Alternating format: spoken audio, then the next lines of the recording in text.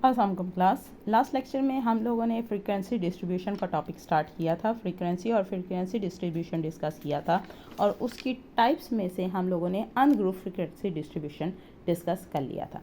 Next हम लोग discuss करने लगे हैं ग्रुप फ्रीक्वेंसी डिस्ट्रीब्यूशन के लिए। ग्रुप फ्रीक्वेंसी डिस्ट्रीब्यूशन के लिए हम लोगों ने एक एग्जांपल ली है, सही, जिसमें हमारे पास डिफरेंट कैंस की एग्जांपल दी गई है और जो टोटल काउंट हम लोगों को इस वक्त यहाँ पे बताया गया है वो है हमारे पास 20 कैंस।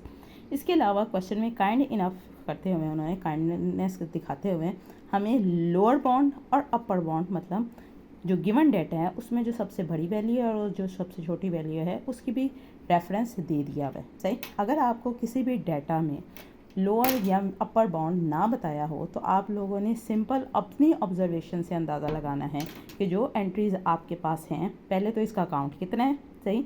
दूसरा, इसमें सबसे छोटी एंट्री और सबसे बड़ी ग्रेटेस्ट एंट्री कौन सी है, ठीक। यहाँ तक ये जो है ये क्वेश्चन दिया हुआ है। पूछा मुझसे उन्होंने ये कहा है कि मैंने एक group data frequency distribution table बनाना है विद 6 क्लासेस, एग्जैक्टली 6 क्लासेस का बात कर दी हुई है। अच्छा जी, एक चीज़ यहाँ मैं क्लियर करती जाऊँ, अगर क्वेश्चन में हमें क्लासेस की तादाद मेंशन नहीं की गई होगी तो ये आप लोगों की चॉइस है कि आप कितनी क्लासेस डिसाइड करते हो। मेरी ये रिकमेंडेशन है कि हमेशा 3 या 3 से ज़्यादा को डिस्कस करो, ठीक, क्योंकि 2 क्लासेस का टेबल बनाने का कोई लॉजिक एज सच नहीं पैदा होती, तो इसलिए आप लोग हमेशा 3 से अबव करो। यहाँ पे क्योंकि क्वेश्चन में एग्जैक्टली 6 कहा हुआ है तो हम यहाँ पे 6 क्लासेस के साथ ही डील करेंगे। एक दफ़ा फास्ट फॉरवर्ड कर दूँ तो हम लोगों को क्वेश्चन में 20 कैंस की 20 डिफरेंट आइडेंटिटीज़ की बात की गई हुई है, जिसको मैंने ग्रुप्ड डेटा में डिवाइड करना है। 6 क्लासेस बनाती हैं और जिसमें सबसे लोअर वैल्यू हमारे पास है 19.3 और मैक्सिमम वैल्यू है 20.9। नाउ इस चीज़ को हमेशा याद रखें कि अगर मेरे पास ग्रुप डेटा की बात हो रही है तो मैंने उसके लिए जो सबसे पहला काम करना है वो है क्लास इंटरवल डिसाइड करना, सही। क्लास इंटरवल निकालने का क्या तरीका है, हाईएस्ट ऑब्जर्वेशन जो कि अभी क्वेश्चन में हमारे पास 20.9 थी और लोएस्ट ऑब्जर्वेशन को उसमें से माइनस करना है जो कि 19.3 थी, सही। आप देख सकते हो हाईएस्ट वैल्यू मेरे डेटा में 20.9 थी, लोएस्ट वैल्यू मेरे डेटा में 19.3 थी और उन्होंने क्वेश्चन में कहा हुआ था कि 6 क्लासेस बनानी है, तो इसलिए हम 6 से डिवाइड कर रहे हैं। अगर 6 ना कहा होता मैं 5 से भी कर सकती थी, 4 से भी कर सकती थी, इट्स योर चॉइस। लेकिन अगर क्वेश्चन में पर्टिकुलर कह दिया हुआ है तो आपने वही लेके चलना है, सही। हम लोगों ने सिंप्लीफाई किया 20.9 माइनस 19.3। अच्छा जी, मेरा ज़्यादातर ये रिकमेंडेशन होती है स्टूडेंट्स को कि हमेशा इसको कैलकुलेटर पे स्टेप बाय स्टेप सॉल्व करें। कई स्टूडेंट जो हैं वो डायरेक्ट एंट्री डाल देते हैं और कैलकुलेटर कुछ इस तरह से उसको कंसीडर करते हैं, 20.9 माइनस 19.3 डिवाइडेड बाय 6। अगर आप इस तरह से कैलकुलेटर पे एंट्री डाल रहे हैं तो पहले वो इसे सॉल्व करेगा, देन उसमें से माइनस करेगा, जिसकी वजह से आपके आंसर पे टोटली चेंज आ जाएगा, सही। सो हमेशा स्टेप बाय स्टेप सॉल्व करो तो वो आपके लिए ज़्यादा बेहतर रहेगा। अगर आप कंप्यूटर के लिए यूज्ड हो then it's not your issue, लेकिन अगर आप बिगिनर हो तो आपके लिए ये स्टेप ज़्यादा बेहतर रहेगा। ओके जी, मेरे पास 0.2667 मतलब कोई रिपीटेड वैल्यू थी।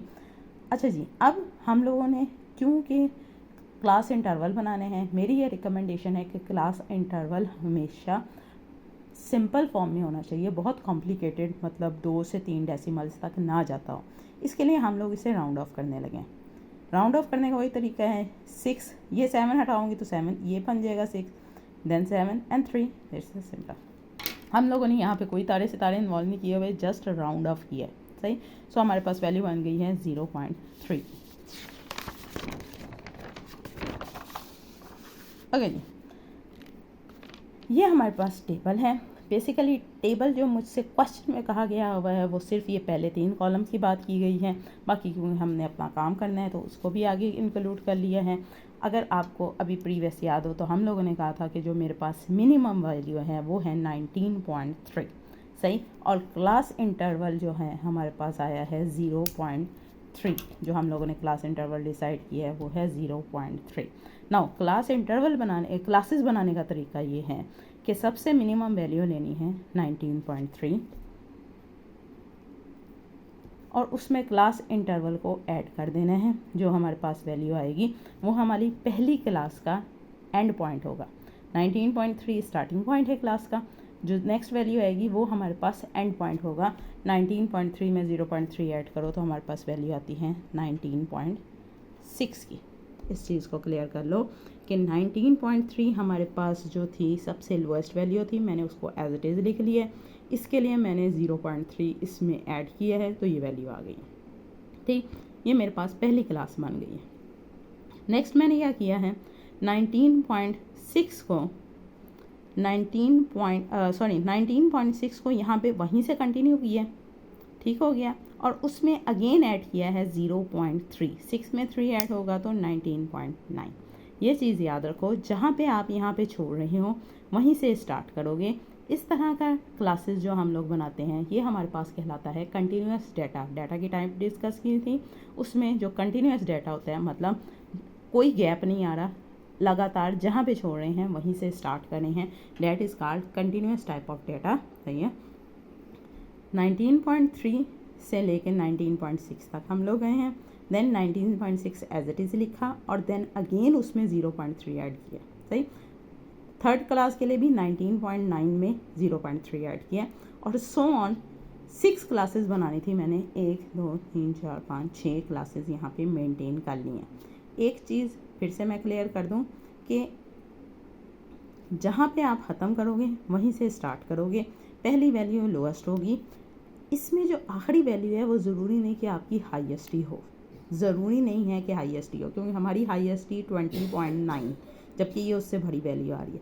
इसके लिए ज़रूरी नहीं है क्योंकि हमने राउंड ऑफ किया तो थोड़ा बहुत फिगर में फ़र्क पड़ना था, लेकिन स्टार्टिंग के लिए मिनिमम होना ज़रूरी है। सही। अच्छा जी, ये हमारे पास क्लासेस बन गए। नेक्स्ट हम लोगों ने इसका मिड पॉइंट निकाला है। मिड पॉइंट निकालने का वही आसान सा तरीका है हमारे पास।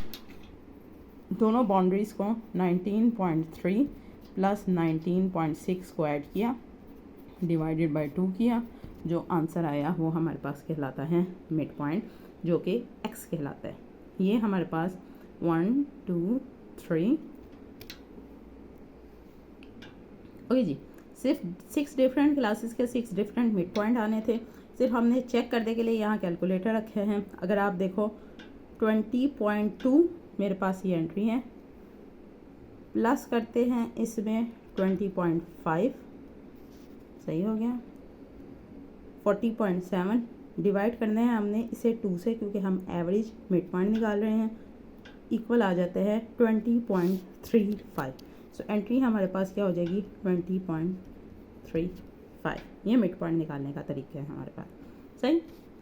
नेक्स्ट ये फ्रीक्वेंसी की बात करनी है। फ्रीक्वेंसी के लिए मुझे टेबल चाहिए। अच्छा जी, टेबल की ऑब्जर्वेशंस थोड़ा सा डिस्कस करते हैं। अगली क्लास हमारी जो पहली क्लास है वो 19.3 से 19.6 तक जा रही है। अब ये क्लास में एडिशन करने का तरीका ये होता है कि मैंने 19.6 यहाँ पे इंक्लूड नहीं करना, उससे जो छोटी वैल्यूज़ होंगी वो डिसाइड की जाएंगी। सही है। इस तरह से है कि 19.3 less than equal to x less than 19.6। इस चीज़ को याद कर लो कि मैंने जब डेटा एंट्री करनी है तो इसमें ये जो अपर बाउंड है इसको ऐड नहीं करना। सही। फॉर एग्जांपल मेरे पास ये क्वेश्चन है, ठीक। अब मैंने देखना है इसमें 19.3 से लेकर 19.5 तक कौन कौन सी वाली वैल्यूज़ है। 19.3 से लेकर 5 तक, 19.6 यहाँ पे मैं ऐड नहीं कर रही। सही हो गया। सो 19.3 हमारे पास कौन सा था, हाँ जी। अब अगर हम देखें तो क्या हमारे पास 19.3 आ रहे हैं, एक वैल्यू आ रही है। सही। इसके अलावा हमारे पास ये आ रही हैं 19.5, एक क्लास से डिपेंड करता है, 2 हो गई। क्या इसके अलावा कोई हमारे पास कोई एंट्री नज़र आ रही है? आई थिंक सो नहीं। इसलिए हमारे पास यहाँ पे अगर मैं फ्रिक्वेंसी डिस्ट्रीब्यूशन का टेबल लिखती हूँ तो यहाँ फर्स्ट क्लास 19.3 से लेकर 19.6 तक के लिए फ्रीक्वेंसी जो है वो जस्ट 2 है। सही। इसी चीज़ को एक दफ़ा क्रॉस चेक करने के लिए हम लोग चेक करेंगे 19.9 से लेकर 20.2 तक का फ्रीक्वेंसी डिस्ट्रीब्यूशन। 19.9 से लेकर 20.2 तक, ये याद रखना कि 20.2 इस में इंक्लूड नहीं होना, सही है। तो हमारे पास लोअर था 19.9, 19.9 1, 2, 3, 20.2 में अभी हम लोगों ने कहा था कि 20.2 खुद ऐड नहीं करते हम अपर वाली वैल्यू, तो इसलिए ये वाली वैल्यू इसमें ऐड नहीं होगी, सही। इसमें 19.9 दो दफ़ा 20 आ गया, अगेन 19.9, 19.9, 20, 20.1,